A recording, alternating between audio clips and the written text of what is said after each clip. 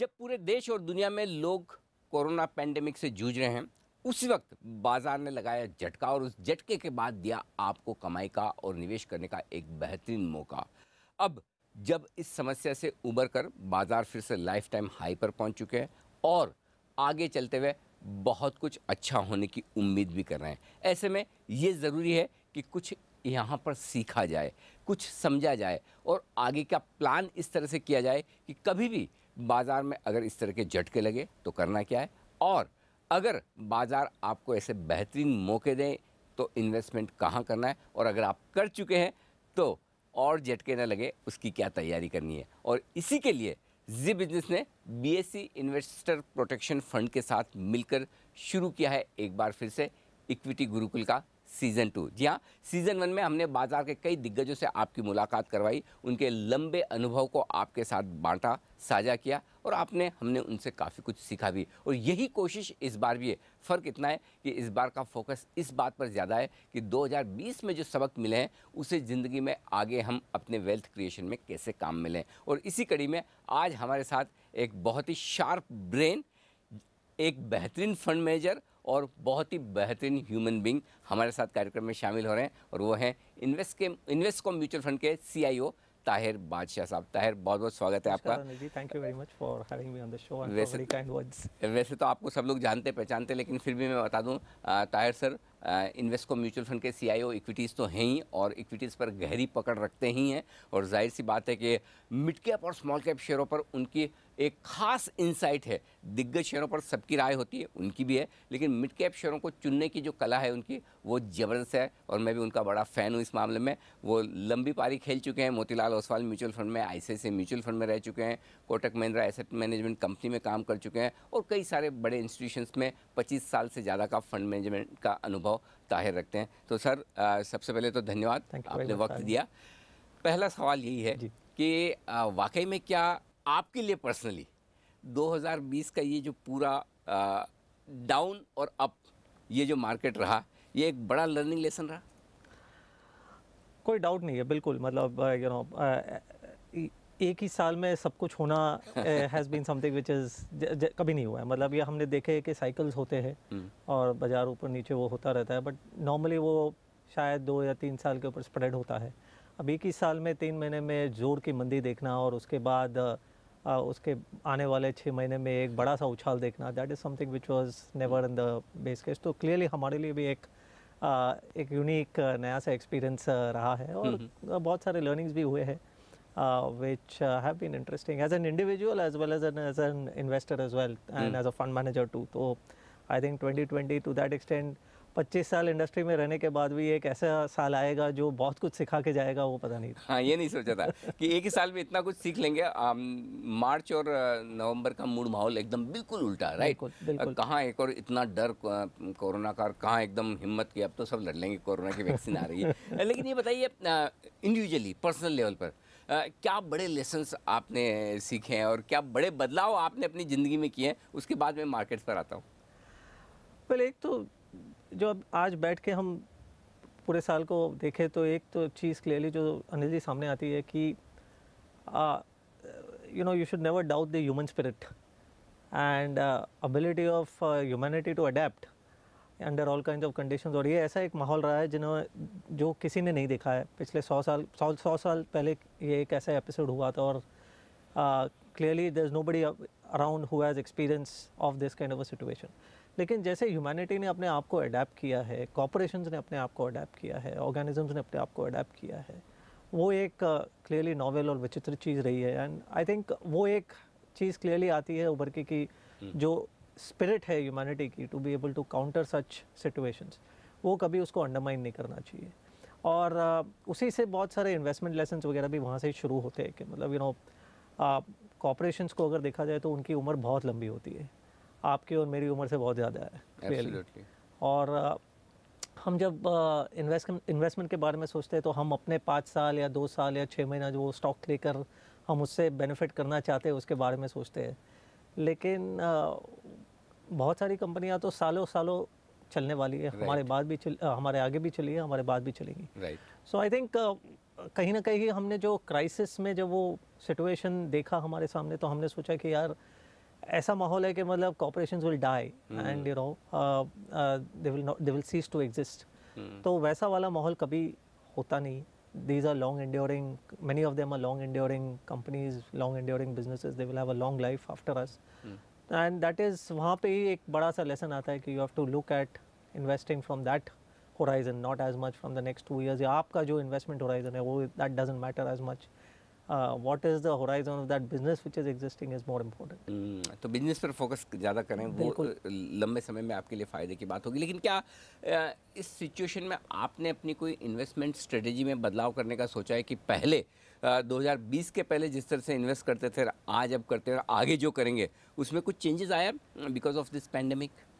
अब मैं कहूँगा कि ऐसे कोई बड़ा चेंज नहीं आया एंड इसका कारण एक ही है कि आप एक अगर प्रोसेस ओरिएंटेड फर्म हो या प्रोसेस फॉलो करते हो इन इन्वेस्टमेंट्स, शायद चाहे वो आप एक ऑर्गेनाइजेशनल लेवल पे करो या आपने पर्सनल लेवल पे एक प्रोसेस इस्टेब्लिश करो, अगर वो आप प्रोसेस फॉलो करते आ रहे हो तो ये प्रोसेस आपको एग्जैक्टली ऐसे सर्कमस्टेंसेस में काम आता है। उसकी जो बेनिफिट है, उसकी जो इम्पोर्टेंस है, वो आपको ऐसे क्राइसिस सिचुएशन में ज़्यादा उसकी अहमियत आपको समझ में आती है कंपेयर टू अदरवाइज। तो हमारे लिए बहुत सारा हमें चेंज करने की ज़रूरत नहीं पड़ी, क्योंकि हमारा एक बहुत अच्छा ट्राइड एंड टेस्टेड 10-12 साल से जो हम repeatedly day in and day out करते आ रहे हैं, वैसा ही एक इन्वेस्टमेंट प्रोसेस हमारे सामने रहा है। और उसका जो ब्यूटी है, उसकी जो इम्पोर्टेंस है, वो हमें एक्चुअली इस साल जो जितनी ज़्यादा उसने हमारे लिए काम किया है वो शायद हमें कभी नहीं किया होगा।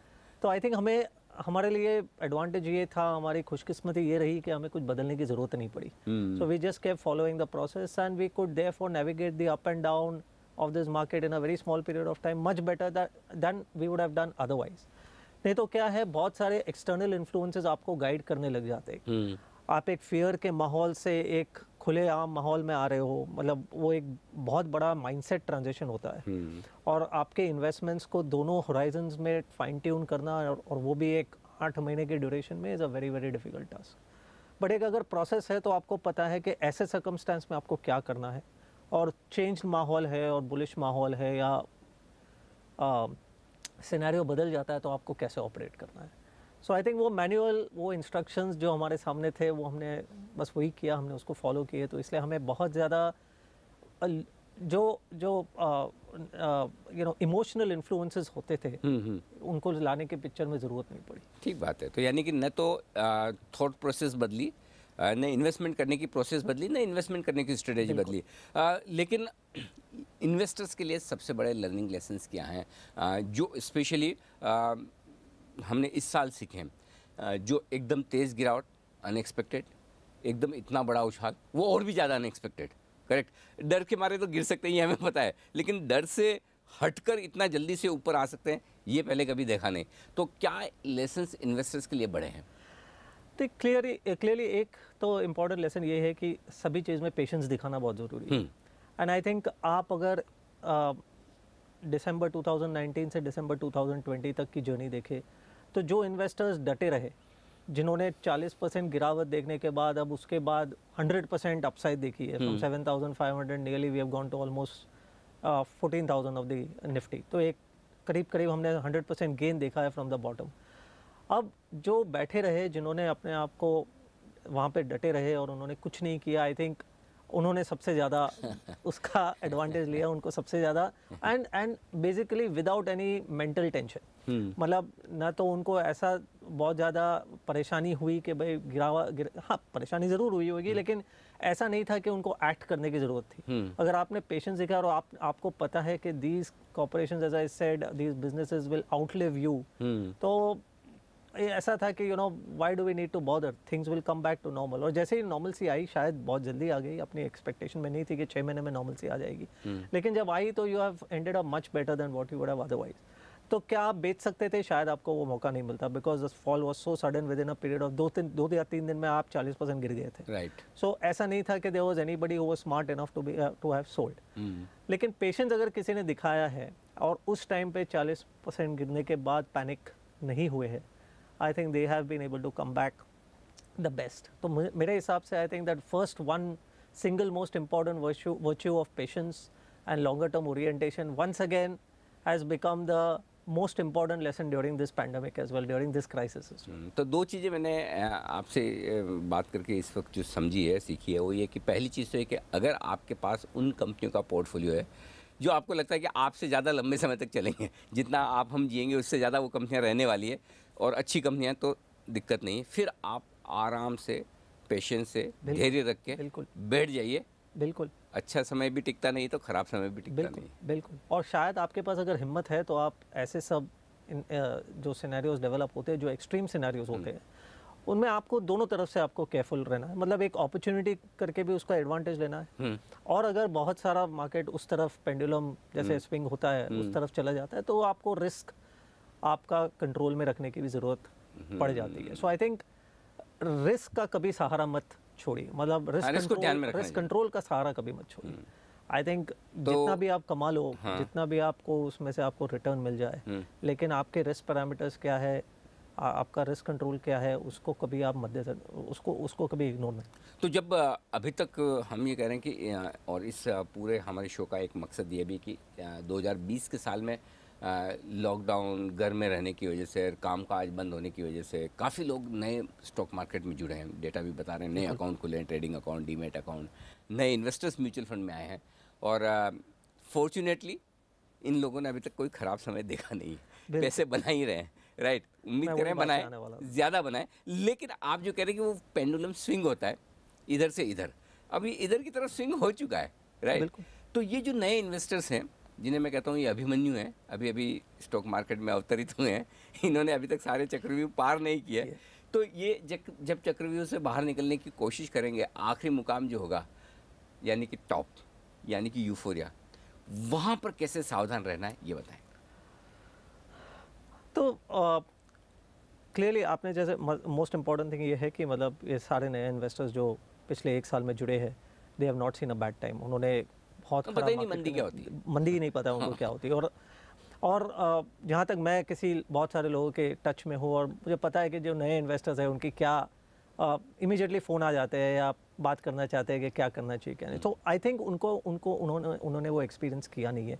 उनके लिए मोस्ट इम्पॉर्टेंट है कि अपने पोर्टफोलियोज़ को थोड़ा एक बैलेंस्ड अप्रोच रखें, एंड स्पेशली अगर मार्केट एक्सट्रीम्स पे जाते हुए लग रहा है, एंड आपको समझ में आ रहा है कि मतलब you made a lot of money, lot of gains, तो क्लियरली मार्केट का हक है कि वो आपको एक आध दो झटका देगा, ठीक है। You have to be ready and prepared कि भाई अगर 10% 15% अगर गिर जाता है तो am I in a position to take that shock. तो एक लेवल पे आप अपनी जो once again comes back to that same thing कि आप कितना रिस्क ले रहे हो, and specially at times when the market is really in a very bullish zone, that is very important. Second ये है कि आप अपने पूरे एसेट एलोकेशन में देखिए कि आपका एसेट एलोकेशन कैसा है, विद इन विच इक्विटीज़ का कॉम्पोनेंट कितना है, बट इवन विद इन जो इक्विटी का कॉम्पोनेंट है उसमें आपका क्या बैलेंस है।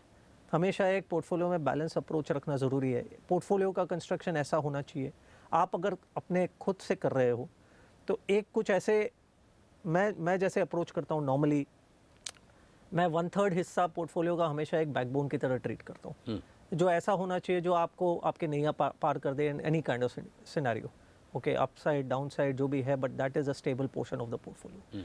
एक तिहाई हिस्सा ऐसा होना चाहिए जिसमें आप कुछ ऐसी कंपनियां ले रहे हो जिसके आपकी फेमिलियरिटी है और आपको लगता है कि over a period of time शायद वो बड़ी हो सकती है, मतलब मिड कैप्स हो या एस्टैब्लिश्ड मिड कैप्स जैसे कहा जाता है, ओके।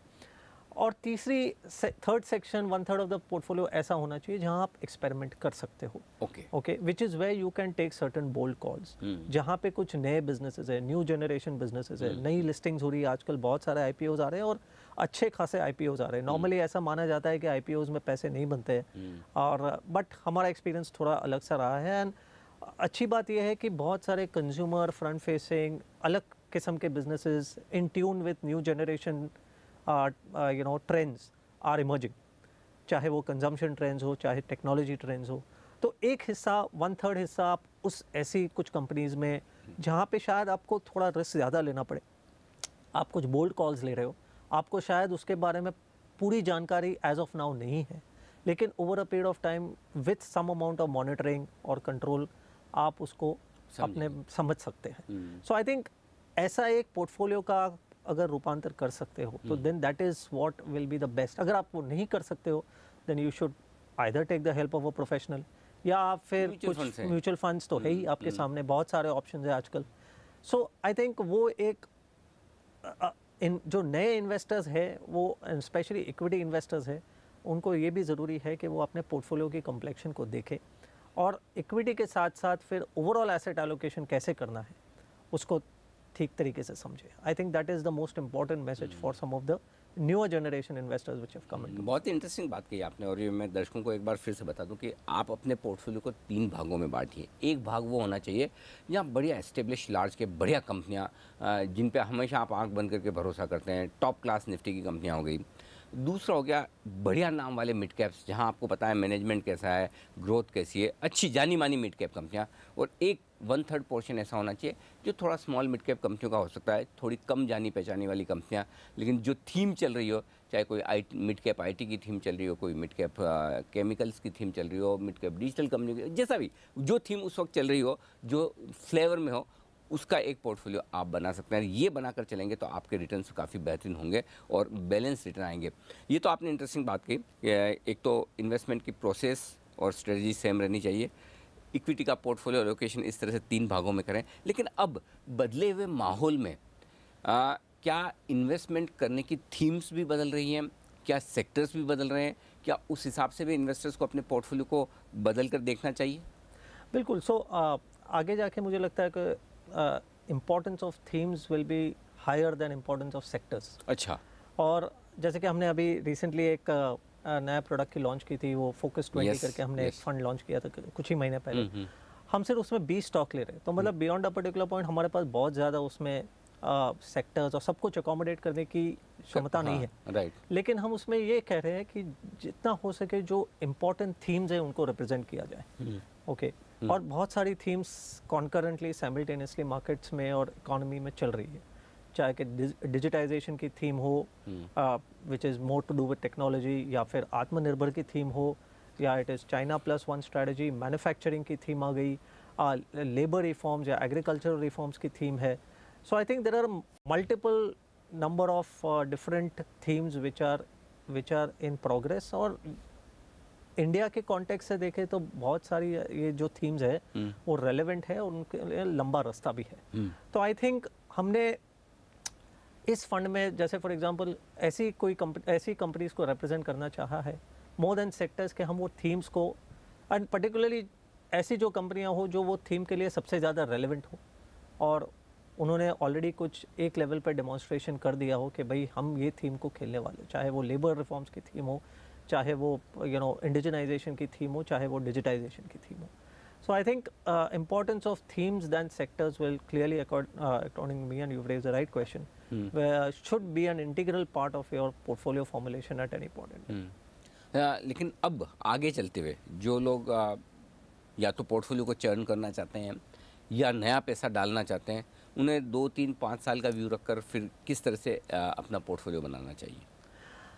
Well, मैं कहूँगा कि जैसे मैंने कहा कि थीम्स की रिप्रेजेंटेशन, ग्रोथ वर्सेस वैल्यू की रिप्रेजेंटेशन, मिड कैप और लार्ज कैप की रिप्रेजेंटेशन, वो एक तरीके का एक इम्पॉर्टेंट बैलेंस क्रिएट करना पोर्टफोलियो में बहुत इम्पॉर्टेंट है. आई थिंक पोर्टफोलियो को एक तरफा बनाना बहुत ज़्यादा रिस्की, चाहे आप बहुत ज़्यादा उसको लार्ज कैप ओरिएंटेड कर दिया, चाहे बहुत सारा आपने बैंकिंग का एक्सपोजर ले लिया, ठीक बात है, वो आपके लिए रिस्की हो सकता है, थोड़ा ट्रबलसम हो सकता है. सो आई थिंक हमेशा पोर्टफोलियो का बैलेंस बनाए रखे. चाहे आप शायद थोड़ा एब्सोल्यूट रिटर्न में आप शायद थोड़ा कम कमाओगे because you will not be able to write the best theme at all points in time के आज चलो 2 हफ्ते ये थीम चलने वाला है तो हम इसमें चले जाते हैं, अगला महीना दूसरे, वैसे आप कर नहीं पाओगे. तो आपके रिटर्न शायद थोड़े कम दिखे compare to what is visible in the market. लेकिन आप रिस्क एडजस्टेड बेसिस पे आप अगर अपना रिटर्न देखने जाओगे तो you will come out much better. So that is important.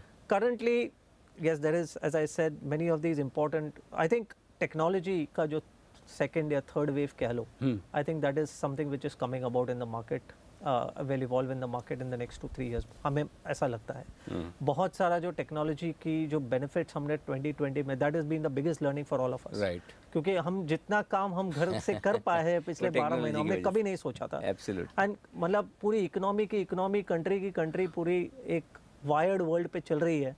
I think हमने कभी किसी ने ऐसा इमेजिन नहीं किया था कि ऐसे कर पाएंगे. सो आई थिंक जो टेक्नोलॉजी का इम्पोर्टेंस आया है हम सब के सामने, हम सबकी लाइफ में, और न केवल इन्वेस्टर्स, बच्चों के सामने, पेरेंट्स के सामने, सबके सामने वो जो टेक्नोलॉजी का बेनिफिट आया है, आई थिंक उसकी रेलेवेंस ओनली बढ़ती जाएगी. And I think corporations particularly they will keep doing a lot of work around technology. तो आई थिंक टेक्नोलॉजी के जो भी एसोसिएटेड है, चाहे आईटी कंपनीज हो, चाहे हार्डवेयर रिलेटेड कंपनीज हो, चाहे प्लेटफॉर्म्स हो, फाइनेंशियल सर्विसेज प्लेटफॉर्म्स हो, उन पे आप क्लियरली ध्यान दीजिए, because that is in keeping with the new times. That is the most important theme which I think will prevail.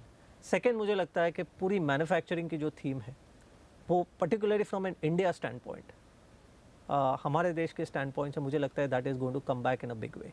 और जैसे कि again without wasting this crisis, government ने जो काम किया है over the last 6 months in order put that into motion, हमने जो PLI स्कीम के अंडर जो डेवलपमेंट्स देखी है, what we are going to C probably with regard to आत्मनिर्भर going forward.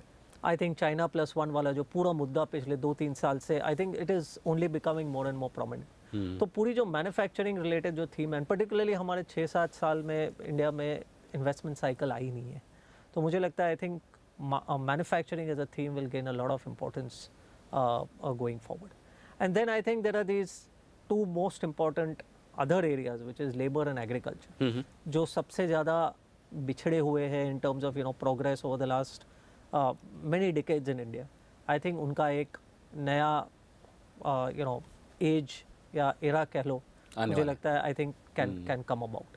So I think these 3 or 4 important themes, one which is more global, 1 or 2 which are very India specific, I think will probably materialize in the course of the next 5 years and maybe even beyond. बिल्कुल. तो आप लोगों के लिए एकदम साफ राय है ताहिर बादशाह की. पहला, एक पोर्टफोलियो आपका बैलेंस्ड होना चाहिए. बैलेंस इस तरीके से कि आपके पास लार्ज कैप्स भी हों, अच्छी क्वालिटी के मिड कैप्स भी हों, थोड़े एग्रेसिव मिड कैप और स्मॉल कैप्स भी हों. दूसरा, आपका पोर्टफोलियो बैलेंस होना चाहिए इस लिहाज से कि सभी सेक्टर्स का समावेश हो. कुछ सेक्टर्स वो जो एकदम परमानेंटली आपको पता है अच्छी ग्रोथ देते हैं, कुछ सेक्टर वो जो वक्त के साथ लाइमलाइट में है, एक्शन में है, और जहाँ पर आप अच्छा पैसा बना सकते हैं. इन दोनों का एक मिक्स बनाकर अगर आप पेशेंस के साथ इन्वेस्टमेंट करेंगे तो आपके लिए आने वाले कई साल और बेहतर होंगे. ताहिर सर, बहुत बहुत शुक्रिया. इक्विटी गुरुकुल में हमारे दर्शकों को आपका 25 साल से ज़्यादा का जो अनुभव है, आई एम श्योर कि हमारे दर्शकों को उससे बहुत फायदा होगा. धन्यवाद. तो इक्विटी गुरुकुल के इस एपिसोड में आज के लिए इतना ही. आपसे फिर होगी मुलाकात. नमस्कार. आइए अब सुन लेते हैं कि निवेशकों को निवेश करते वक्त किन बातों को ध्यान में रखना चाहिए और किन से बचना चाहिए. क्या करें? सेबी या एक्सचेंज पर रजिस्टर्ड ब्रोकर के साथ ही सौदे करें. रजिस्ट्रेशन के लिए दिए कागजातों की फोटोकॉपी जरूर लें. ब्रोकर एजेंट को साफ साफ निर्देश देने से ना कतराएं. क्या नहीं करें? जो ब्रोकर रजिस्टर्ड नहीं हो उनके साथ सौदा न करें. शर्तें और नियम जानने के बाद ही कागजात जमा करें. अफवाहों और टिप्स के आधार पर ट्रेडिंग ना करें.